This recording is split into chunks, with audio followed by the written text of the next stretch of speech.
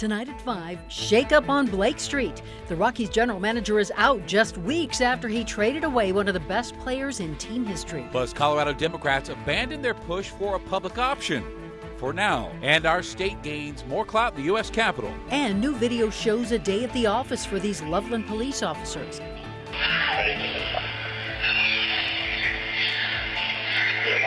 Minutes after, one of them dislocated a 73-year-old woman's shoulder. I was like, all right, let's wrestle, girl. Let's wrestle. Jeff Bridich spent 7 years as Rockies general manager and won one playoff game. And now he is leaving as the team takes up residence in the National League basement. This isn't exactly the sort of stuff you brag about on LinkedIn. The Rockies were under 500 in 5 of Bridich's 7 seasons as GM. He was personally criticized for clashing with star Nolan Arenado, a feud that eventually ended with the Rockies paying the St. Louis Cardinals $50 million to take Arenado off their hands. Well, the Rockies will now join the Broncos in making a GM change during the pandemic. So, will it pay off? Denver7's Nick Rothschild is live tonight with instant analysis from fans and players. Nick? Well, and as a lifelong Rockies fan, not a lot shocks me when it comes to these guys, but I gotta say, I never thought I would have seen Jeff Bridich relieved of his GM duties in the middle of the season. Actually, just 21 games in. That's all it took for the Monforts and Bridich to come to a, quote, mutual agreement to part ways. Yeah, mutual. Whatever the reasoning is, Bridich is gone, and he did release a statement on his way out saying, quote, it became abundantly clear that ushering in new leadership is critically important. No kidding. Well, the Rockies aren't in town at the moment. We did hear from Bud Black moments ago. He said he was shocked to find out that Bridich was stepping down. You can hear from Bud in his own words coming up on Denver7 News at 6 o'clock. I did speak to fans today here in Lodo, and as you can expect, they're pretty pleased with the way things turned out. Bridich, no secret, he was kind of enemy number one for the folks in the rock pile, and the fans that I spoke to did say they felt like this was a decision that was a long time coming. It was a smile and saying they finally made the right decision and a move that they should have made a while ago.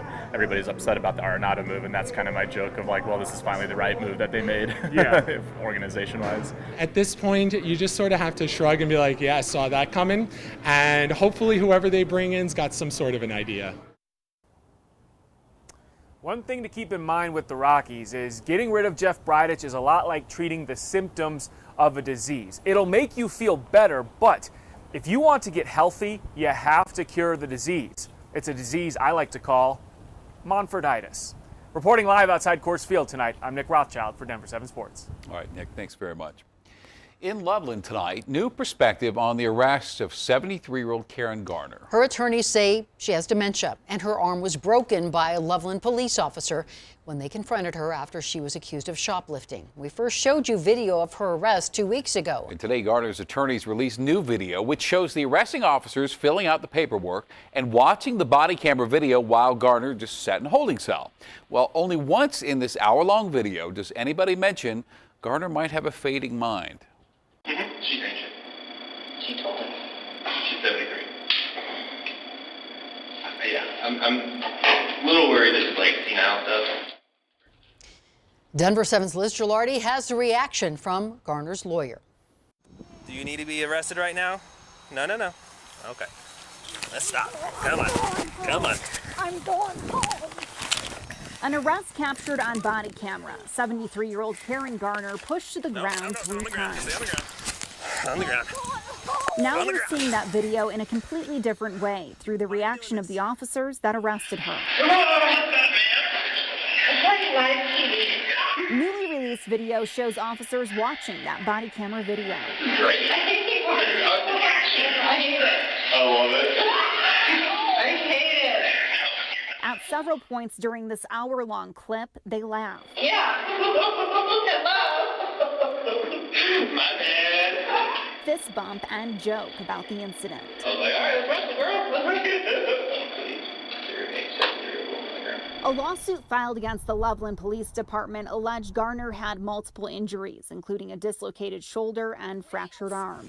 In the video, officers seem to acknowledge she was hurt.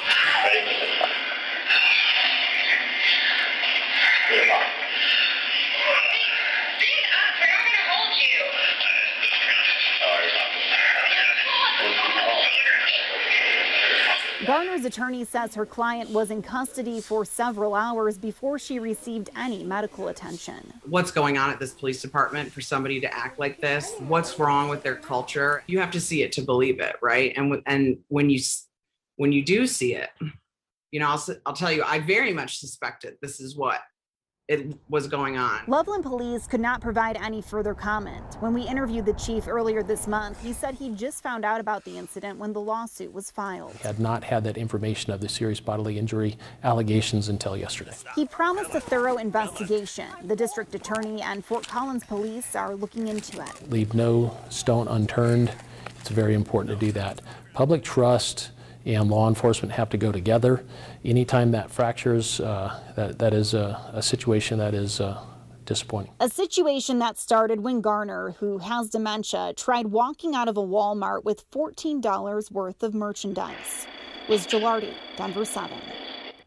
That video released today shows the Loveland officers talking about Blue Team, the system the department uses to report use of force cases. And at one point, an officer says Blue Team has it now, indicating a use of force report was filed.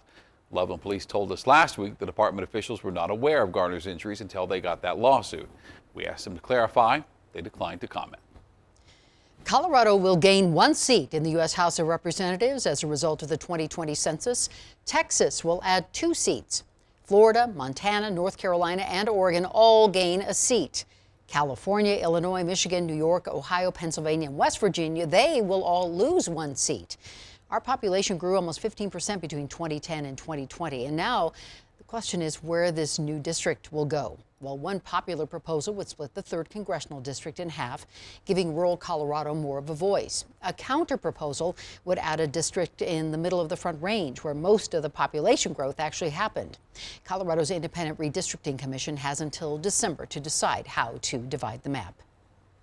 Colorado gave its 4 millionth dose of the coronavirus vaccine over the weekend, and tonight, more than 30% of the state fully vaccinated. 45% has gotten at least 1 dose. Mass vaccination clinics at Ball Arena and the ranch in Larimer County are now giving vaccines to anybody who shows up. And the clinic at Dick's Sporting Goods Park in Commerce City could start offering walk-ups by the end of this week. Well, President Biden is likely to announce some new guidelines for outdoor mask wearing tomorrow. The CDC still recommends people wear a mask outside even if they're vaccinated. That's probably going to change or could be lifted altogether. Now, a lot of states, including Colorado, have already lifted their outdoor mask mandates.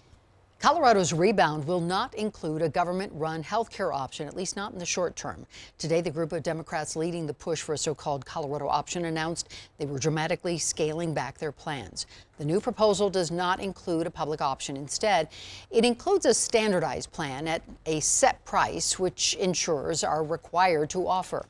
The Colorado Hospital Association, which has opposed a public option in the past, says it is neutral on this proposal. The bill does not have Republican support. It's windy and warm out there, but also a Denver7 weather action day as rain, snow, and thunderstorms head to Colorado.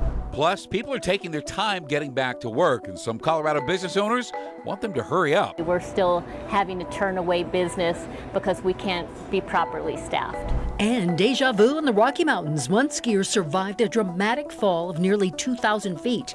We talked to a man with an eerily similar story of survival.